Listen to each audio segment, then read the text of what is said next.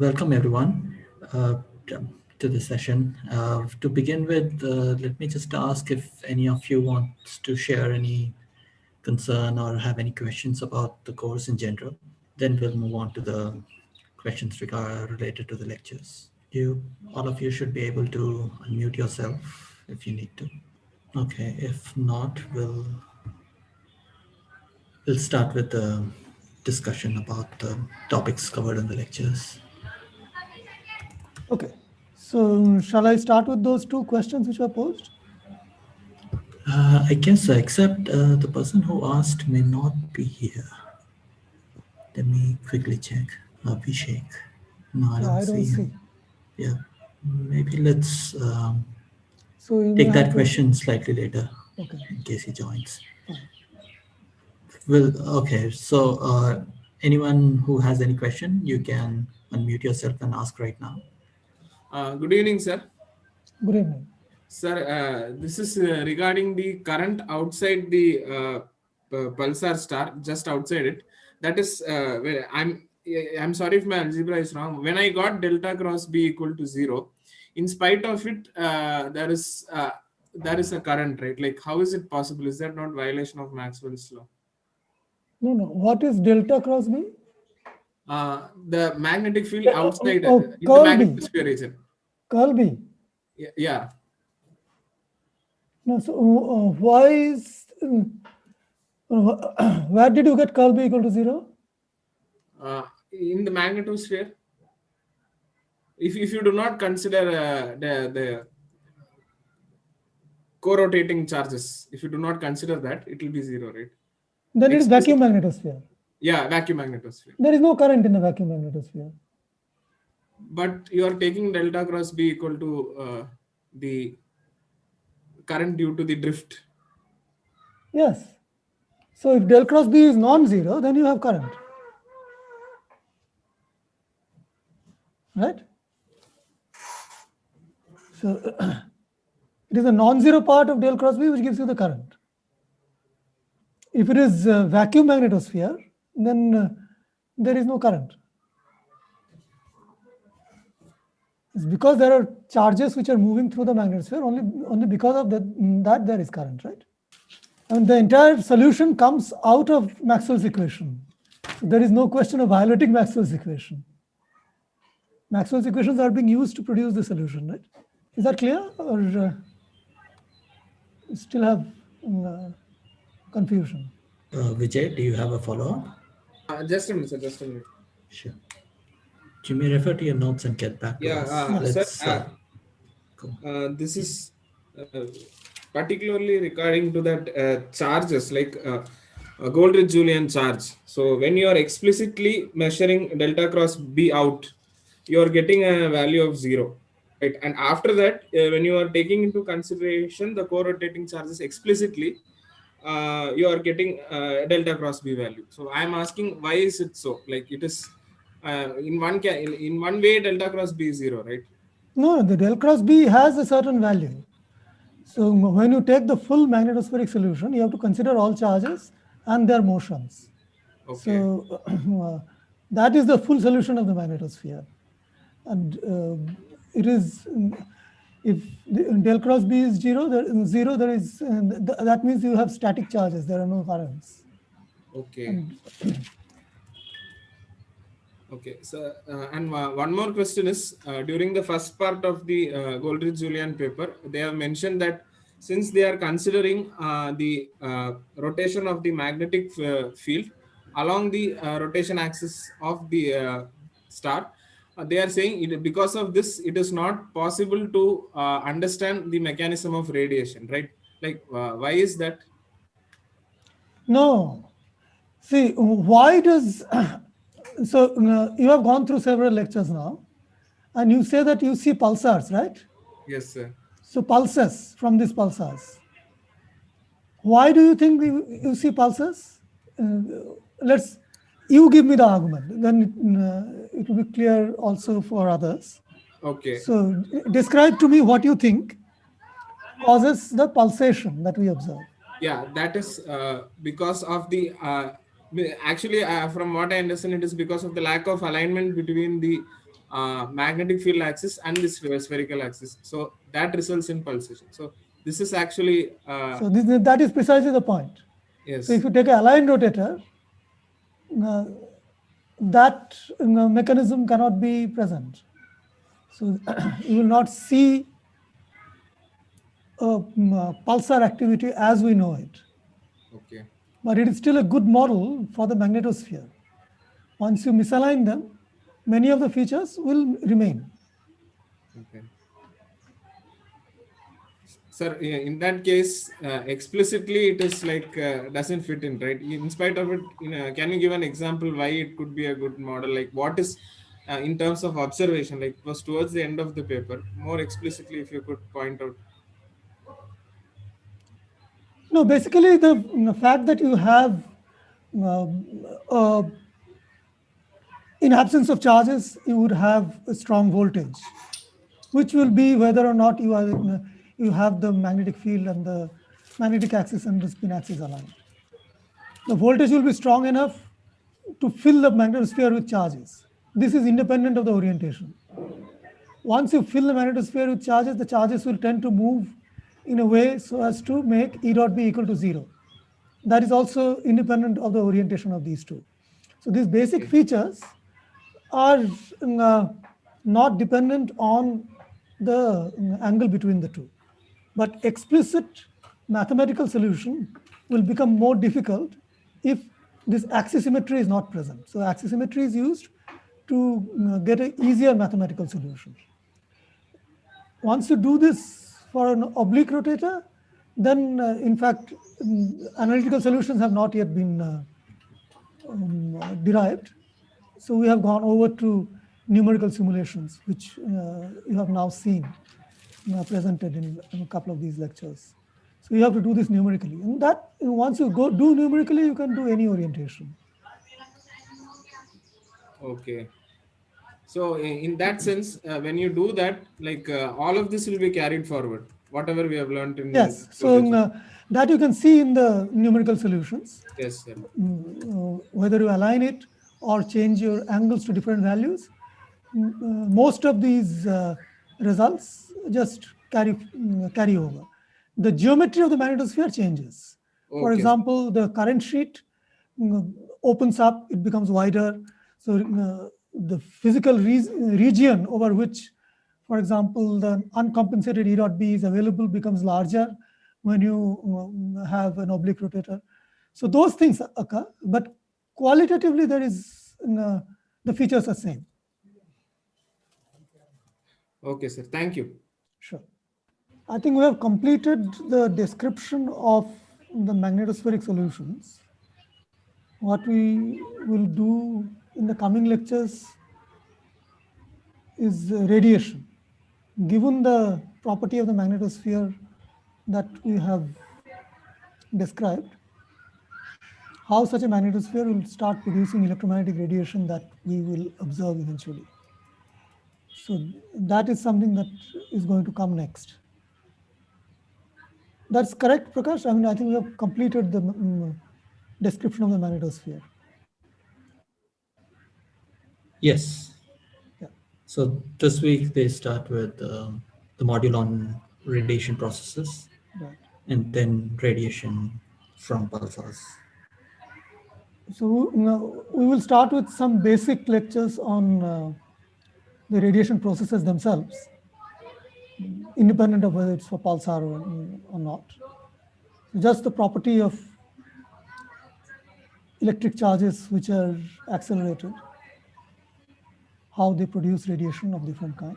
And then we will apply those concepts to the pulsar magnetosphere.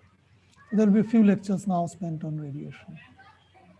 Okay, so this is a question which is not 100% related to what we have described, but maybe I'll take it.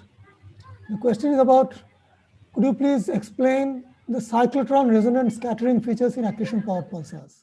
Why are we not talking about synchrotron, though particles are moving nearly at the speed of light? Yeah, in accretion powered pulsars, these features arise in the accreting plasma, which is settling near the surface. And there, the Lorentz factor of the particles are much lower. the speeds are non-relativistic.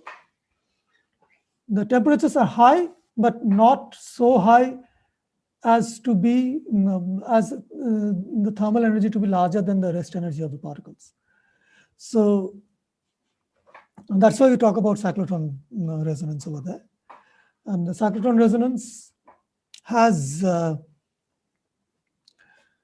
very high energy level values in the strong magnetosphere, strong magnetic fields of the neutron star near the neutron star poles. At 10 to the power of 12 GeV, the cyclotron level spacing is 12 kilo electron volts for 10 to the power of 12 GeV. So it comes in X-rays, relatively hard X-rays. And when you have a particle, the lowest energy state is 0th level with no perpendicular momentum to the magnetic field, local magnetic field. The first excited state is one with an energy which is equal to the cyclotron frequency times the Planck's constant. And that has this 12 kilo electron volts for 10 to the 12 GeV. And then there are levels at the same spacing to larger quantum numbers. The transition between these produces radiation or absorption of radiation. The plasma temperatures are usually below 10 keV or so. So the largest population of electrons you would find would be sitting in the ground state, which is with almost zero perpendicular momentum to the magnetic field. But when a background X-ray is passing through it, that can excite these electrons to higher levels. And that will cause an absorption. So cyclotron absorption happens. But a stronger feature in these cases is cyclotron resonance scattering. So you excite the electron to a higher level and then the electron comes down. So it then produces a photon again. So the photon has gone through this process. So one photon in, one photon out.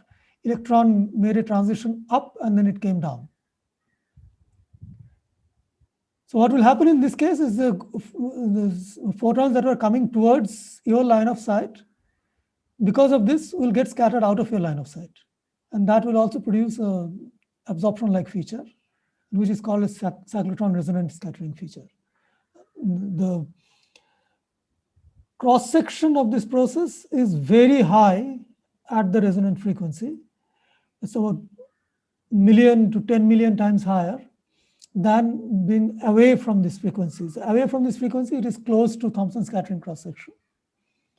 But at the resonant frequency, it could be very, very high.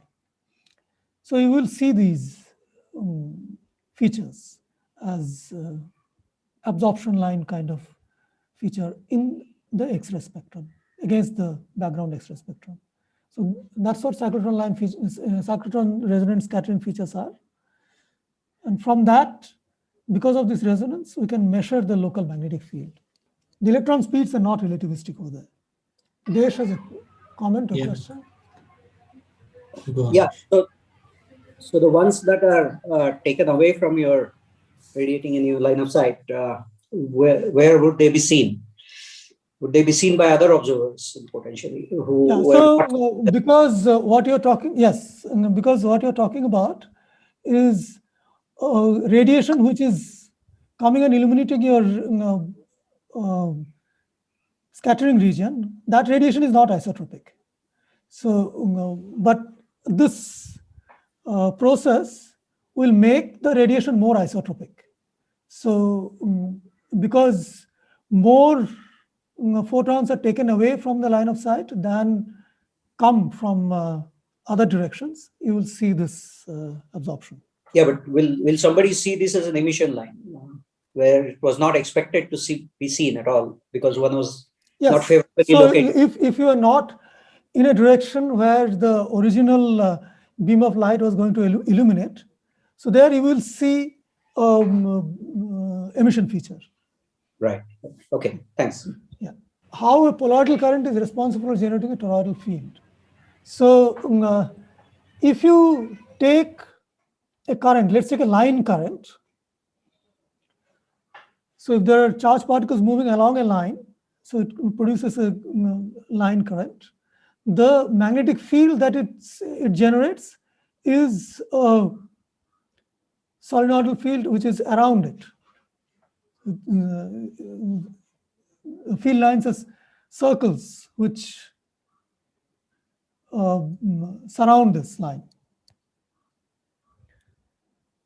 So if you take this line and then bend it around like a poloidal magnetic field, then, and you have many of them all around you, then the net effect of this is producing a magnetic field which is perpendicular to this current. So if the motion is along the poloidal lines, the perpendicular direction is the toroidal or azimuthal direction. So that's where the net field will be. If you have a circuit which goes in a poloidal direction. Other example is if you take a closed current in a circle, it will produce a magnetic field which is perpendicular to the plane of this current loop, and it will go through the current loop. So you can imagine now many such circles fanned out like different magnetic fields in magnetic field lines in the neutron star. And then you can see that the net effect of that will be the field will just go around the neutron star in an azimuthal fashion. I think now you can answer the question from the so Abhishek is here. Correct. So there are two questions which are posed by Abhishek in the discussion box. One is, why does one exclude the Coulomb interaction of charged particles in the magnetosphere? Okay. So I don't know what gave you the impression that the Coulomb interaction is excluded. What is being done is the full Maxwell's equations are being used. What you would have noticed is that one has produced a certain electric field, and the divergence of that electric field, del dot E, is being used to compute the charge density. So the charge density that is there in the solution is connected to the electric field by Maxwell's equation. And so this is nothing but taking into account the Coulomb field of these charges. So nothing has been neglected. The Coulomb interaction is the Coulomb field, if you might call it. The Coulomb field, so-called Coulomb field, is of a discrete charge, which is placed at a certain point, and then you find the field as a function of radius. When you have a charge distribution, then you have to describe it using the Maxwell's equation. And that is completely taken into account in the magnetospheric solution that is being used. So it is not neglected. It is very much included in the description of the magnetosphere. Then the other question was, that initially the acceleration of charges occurred in polar cap region, but now it is shown that such acceleration takes place in the current sheet region. So which one of this is correct, or both are correct? So the correct statement is that there will be charge acceleration wherever you can maintain a finite value of E dot B. Now, if you go and inspect various regions of the magnetosphere, then over time, many different suggestions have been made as to what are the regions in the magnetosphere where finite E dot B can be maintained. Now, this current sheet region that you are talking about comes from modern solutions of the magnetosphere where a force-free approximation is made. And then a global solution of the magnetosphere is generated, where you see that the force-free condition breaks down in these current sheets, and the finite E dot B can be maintained over there. And some amount of finite E dot B can be maintained also near the polar cap, particularly if you take into account general relativity. So therefore, both these are regions where you should be able to accelerate particles near the polar cap, in the polar cap gap, as well as the current sheet region. The relative strength of these regions, of course, will depend on the amount of E dot B that you can sustain in these. And the current numerical calculations seem to show that the current sheet region is much more effective in producing pairs. And the polar cap region also does produce pairs, but the numbers are smaller over there. But both of them do act. So have I answered these questions, or are there any follow-up questions? Yes, sir. I do have one follow-up question. Sure. That if current sheet is considerably larger accelerating region compared to polar cap, that means whatever the emission that we observe from a neutron star is largely from the current sheet region compared to the polar cap region, right? That is correct. Okay, sir. So the current sheet region is prolific in producing high energy emission. So all the optical X-rays, gamma rays, they come from that region. And as you have already seen, the amount of energy carried away in radiation is much larger at these frequencies than the radio emission, which likely comes from near the polar cap. So, sir, in probably first or second lecture, you mentioned that radio emission beam is smaller compared to high energy radiation beam. Is related with this one, right? It is related to this geometry as well, yes. Okay, sir. People don't seem to be asking questions. They might be putting themselves in danger because I will start asking them questions. So any general comments anyone wants to make, that's fine too, about how the course is going. Are you able to keep up and things like that? Yeah, one thing I was wondering whether it is clear to everyone, because some of the questions I'm making me suspicious. The fact that we say the magnetosphere is force-free, it has certain assumptions in it. The entire derivation that you are seeing both in Goldreich-Julian as well as those numerical solutions assume that there is no inertia, there is no gravitational force on the charges. So rest mass of the charges are neglected. So if you neglect rest mass of the charge, then of course there is no gravitational force on them. And the inertia also does not need to be taken into account. So the entire derivation is made in that limit, which is more or less okay. The approximation is reasonable because we are talking about charges where the Lorentz factors are extremely high. So the typical kinetic energy of a charge is much, much larger than its rest energy. So therefore, we might as well neglect the rest energy. But if you did take into account inertia as well as the gravitational force, then there will be departure from these solutions. You will not have E dot B equal to 0 in the regions where your assuming that E dot B is equal to 0 at this point of time. So this is very clearly stated in Goldreich-Julian at the beginning of the section where they describe the charge field solution. So I hope people have grasped this.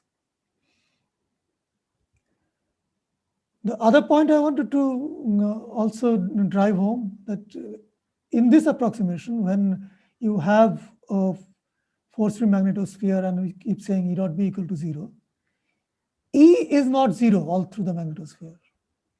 It's only the component of E along the magnetic field which is 0. So there is still a significant electric field perpendicular to the magnetic field over the magnetosphere. So I can address things in the chat. Yeah. So, I mean, the problem with providing transcripts is first, we don't have one, and we are constrained by manpower to generate such transcripts. If you really need it, I mean, the best compromise would be possibly trying to generate as a group.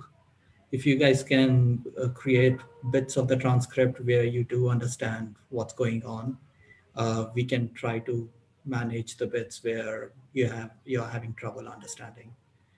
So it could be a collective thing, in which case we could generate something like that. But other than that, it won't be possible for us to generate transcripts as of now, maybe sometime in the future. See, nowadays there is possible technology you can use maybe to generate closed captions and transcripts automatically. But in my experience, that requires a lot of editing because words are not picked up properly, the sentences are not generated correctly. So it is actually better to probably try to create notes. You don't have to have verbatim transcripts. That's probably not really necessary. But if you grasp the material and then create your own notes, that's a very useful learning tool, which can be shared, of course. So I think some of you have been trying to do this, and all of you can join effort, and that will be really of help and can become a resource for the future as well.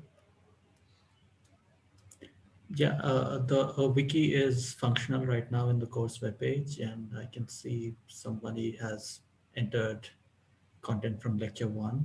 You could use that, and wherever you can, you could contribute, create a different page. Let me know or add in the forum if you're having trouble trying to learn how to use the wiki. We can help you with that. It should be straightforward once you get the hang of it. Yeah, so the students who are attending, the participants of this course, altogether number and represent a much larger workforce than we can ever manage at IUCAA or at NRC with Prakash. So if all of you chip in, it will be a small work for each of you. But I think you can produce a very nice set of notes, which will remain available. So there is a general question from Gayatri. So this magnetospheric solution that we are talking about is in the situation where there is no external plasma which is introduced in the magnetosphere. The magnetosphere self-generates the plasma, and then that plasma settles itself according to the local electric field. When material comes from outside and enters the magnetosphere, the near zone magnetosphere, then it quenches most of these processes. So almost none of the processes that I talked about will actually be active when plasma is being introduced from outside in a large amount. If the incoming flow rate of plasma is below a certain critical threshold, then the plasma may not enter the light cylinder. and the pulsar wind which is being generated can blow away that plasma. In that context, the magnetospheric solution that you're talking about is still going to be valid. But once plasma enters enters the light cylinder and starts populating the inner zone, then the departure will be enormous, and the kind of solutions that you have described will no longer be valid. So there are completely other set of simulations and a completely different treatment for accreting neutron star magnetospheres. And so you have to do MHD solutions with material flow. And of course, the literature is also full of many such attempts to describe accreting magnetosphere. But they are very different from the magnetosphere that we describe here so far. So Naresh says that yes, we are doing like that. Thank you very much. I think I will look forward to the things that you compile. I'm very interested. So please do contribute. Sushan, you can unmute yourself, I think. I had a question in the context of Gayatri's question actually. Okay. We know there are several systems which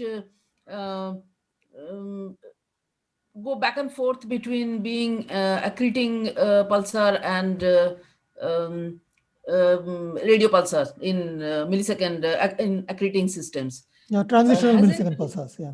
Yeah. So is there a time scale involved,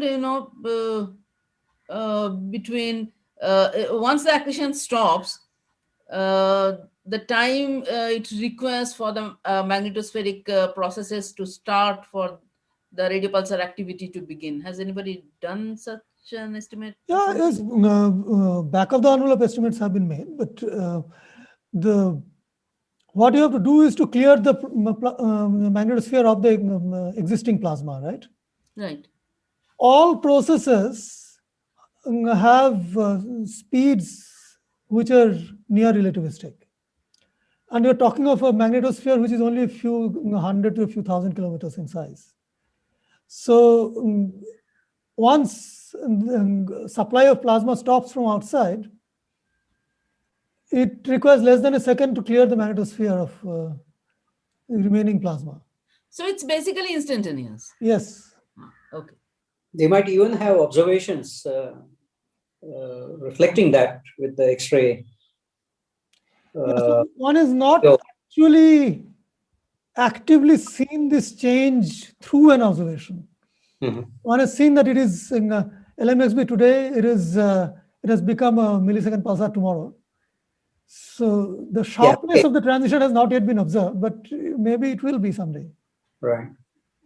For that, one has to point both the radio telescope and the X-ray instrument at the same time Yeah, to the transitional pulsar, right? that is correct. But one has gotten quite close to it. I think the transition is seen within a matter of a few days. So Yeah, in fact, one plans radio observations many times, Yeah. monitor the X-rays. but it is like resolving a glitch there, resolving the Right. rising edge of a glitch.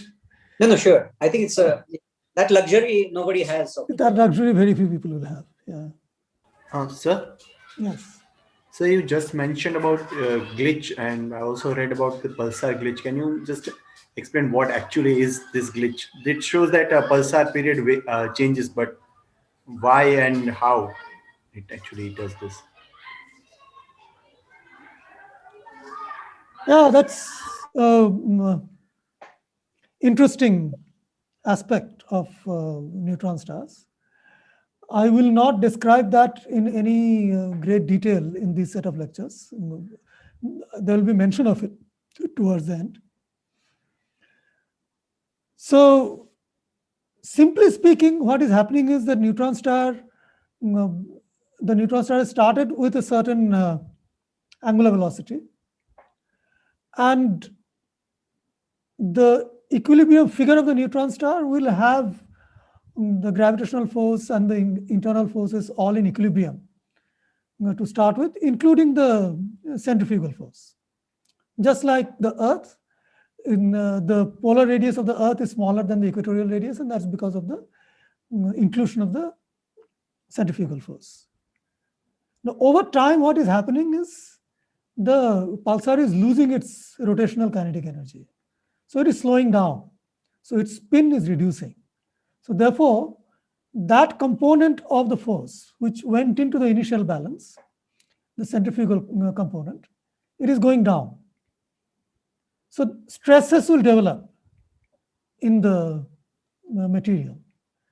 And over some time, the stress will become large enough so that the neutron star will want to readjust itself to a new equilibrium shape. And that will happen because it is not a perfect fluid, but it has crystalline components, which has elasticity and everything. So it will not happen gradually and continuously as the rotation changes, but it happens in a jumpy fashion. So stresses build up, then it gives away, and then a new equilibrium figure is produced, and then again stresses will build up. So this is sort of an overall picture. In detail, what happens could be even more complex, because the interior of the neutron star is not completely normal matter, but neutrons do form a superfluid. And the part of the superfluid is in the crust, part of the superfluid is in the interior. So there what happens is the electromagnetic torque that the spin is producing is acting on the surface of the neutron star where the magnetic field is anchored. So the crust of the neutron star feels that deceleration. Now, superfluid being superfluid, it does not quite interact viscously with the matter surrounding it. So this momentum, which is being transferred from the crust to outside in the radiation, which is causing the crust to slow down, that loss of momentum is not easily shared with the superfluid. The superfluid is rotating too. It has got some vortex lines through which the rotation is represented. And for the superfluid to share the deceleration, these vortex lines will have to migrate outwards. But these vortex lines tend to stay put in one place by pinning to nuclei which are available nearby. If the vortex core passes through a nucleus, then that is of a lower energy state than if the vortex is free floating outside. So because of this, once you have the crust rotating at a different speed compared to the superfluid, and the vortices which are pinned to the crust are moving with the crust. So a differential rotation develops between the system of vortices and the superfluid itself. So superfluid itself has not spun down yet. This differential motion creates a stress on the vortices, creates a force which will make them move outwards. It's called a Magnus force. However, because of the pinning, they don't move until the force becomes large enough to yank them out of their pinning sites. So it has to exceed the pinning force. So once that happens, then a lot of these vortices make outward migration, and the superfluid settles into a new rotational state where it almost instantly gives away the excess stored angular momentum it had within itself. And this angular momentum now goes back to the crust. So crust was slowing down, and it was slowing down a little faster than if the total moment of inertia of the neutron star would have participated in the spin down. But some part of the moment of inertia which is there in the superfluid was not participating. So the effective moment of inertia was a little lower. So due to the torque, the crust was spinning down a little faster. Now it gets back some of that angular momentum from this bank, which was there in the superfluid. So it suddenly spins up. And that spin up is what you see as a glitch. And then it will gradually settle down. The superfluid will gradually repin, settle down. The moment of inertia will recover. And the glitch will also, the discontinuity of the glitch will also come down to a certain extent. It may or may not recover to the pre-glitch spin down rate, but it will, the spin down rate will come down. So that's what happens in a glitch. You get a sudden spin up and a higher spin down rate, and then the spin down rate recovers over time. You really meant the spin down rate or spin rate? No, so the angular velocity will go up, then angular velocity will come down. So spin period will go down, and then it will go back up, and P dot also will change correspondingly. During that recovery phase? During the recovery phase. Yeah, okay. Right. And P dot may or may not recover the pre-glitch P dot. So it will generally be slightly different, even a long time after the glitch, than what it was before the glitch. So that means now it's slowing down at a different rate? Yeah, it will slow down at a different rate because the total effective moment of inertia is slightly different. So even with the same torque, your spin down rate will be slightly different. So Pragati is asking along similar lines, if the change is instantaneous, does this also happen when accretion stops in HMXB, say propeller regime? Yeah, so in HMXBs, what one is talking about, these changes are all happening in the inner magnetosphere. So the material is, whether or not it is propeller, whether it is accreting onto the surface or it is being ejected, they're all happening well within the light cylinder. And this change, what we have seen, the change from accretion regime to propeller regime can be gradual because it is dictated by the mass transfer, right? So once the mass transfer goes through a gradual change from a higher value to a lower value, that's what will be reflected in the torque going from negative to positive and then going into propeller. As soon as the torque reverses sign, it does not go into this so-called propeller phase where material is being actively ejected. So even in an accretion disk, there is a part of the disk which is inside the co-rotation radius, part of the disk which is outside the co-rotation radius. Magnetic field threads all of them, and it is a relative weightage between the two which decides whether the neutron star is going to get a spin-up torque or a spin-down torque. And so if you see Gaussian-Lamb description of it, so there is something called a fastness parameter. So that is good. That's what is going to change as the accretion rate changes. And it can go gradually from an accreting phase to a propeller phase. It doesn't have to be instantaneous. But I'm sorry, this is something which we have not discussed in the class. So this discussion will be intelligible to a rather smaller set of participants, I think. There's a question, what is the observational signature that we know that there is superfluid and also strange matter or normal matter, the neutron star? We do not know whether there is strange matter or normal matter in the neutron star. That is still open question. When you assume whether if there is a strange matter, then you produce a certain pressure density relation which predicts a certain mass radius relation. If there is no strange matter, you predict a certain, somewhat different mass radius relation. And when we are able to measure this mass radius relation sufficiently accurately, then we will be able to tell whether strange matter exists in the core or not. So that is still an open question.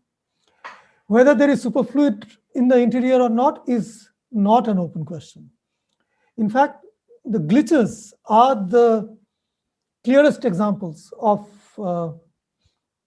superfluid behavior, because there is no other way you can explain why the recovery of the total moment of inertia takes as long as months to years after a certain disturbance like a glitch has happened. So this very long time required for part of the moment of inertia to couple back can only be explained if the local viscosity is very low and it is perfectly modeled by a superfluid.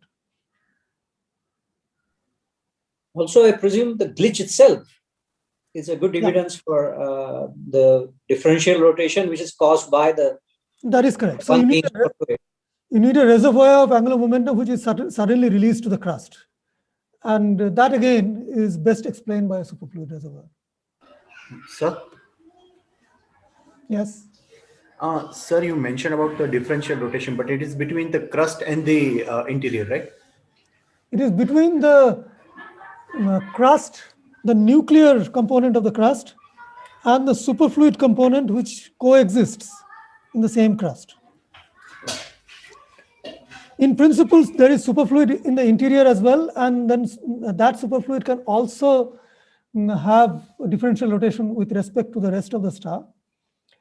But as it turns out, the coupling time of the core superfluid is much shorter than the coupling time of the crustal superfluid. And there is a very interesting reason for it. In the core, you have free neutrons as well as free protons. In the crust, you have free neutrons, but protons are all in nuclei. Now, once you have a mixture of free neutrons and free protons,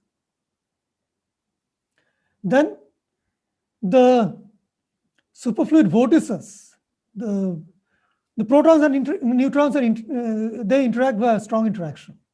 So when a neutron moves, it can tend to drag a proton around with it. So as a result of this, what happens is that the vortices which are present in the interior can drag charged particles along with them. The motion of superfluid around the vortex, which is a circular motion around the vortex, can drag also protons with them and make the vortices magnetic. A very strong magnetic field, in fact, nearly 10 to the power of 15 Gauss for each vortex. So once you have a magnetic vortex, then you can easily scatter electrons, and electrons are the carriers of the angular momentum. So carriers of the message from the crust into the core, because electrons are not bound, they are itinerant, and they are not in a superfluid or superconducting state. So they carry the information of the crust spinning down. This information is conveyed to the superfluid vortices via magnetic scattering, and the interior superfluid can spin down and couple to the crust at relatively short time scales. People estimate this to be 100 to a few hundred seconds. Whereas in the crust, neutrons form a superfluid, there is no free proton. So these superfluid vortices do not have associated magnetic field. And therefore, electrons don't scatter from them and is not able to transfer the information of the crust spinning down. So it has to be through only local viscosity. And in the superfluid, that viscosity is very small. And that's why it doesn't couple that easily. Sir, I have a follow-up question. As seen in main sequence stars like our sun, we have a differential rotation along latitude. Does such type of differential rotation along latitude is also observed in neutron star or not? No, neutron star tends to rotate rigidly because the crust is a solid body, more or less. So it is not gaseous body like the sun. So therefore, there is a lot of shear strength in the crust. And if you try to take different latitudes and rotate at different speeds, then this shear modulus will stop you from doing so.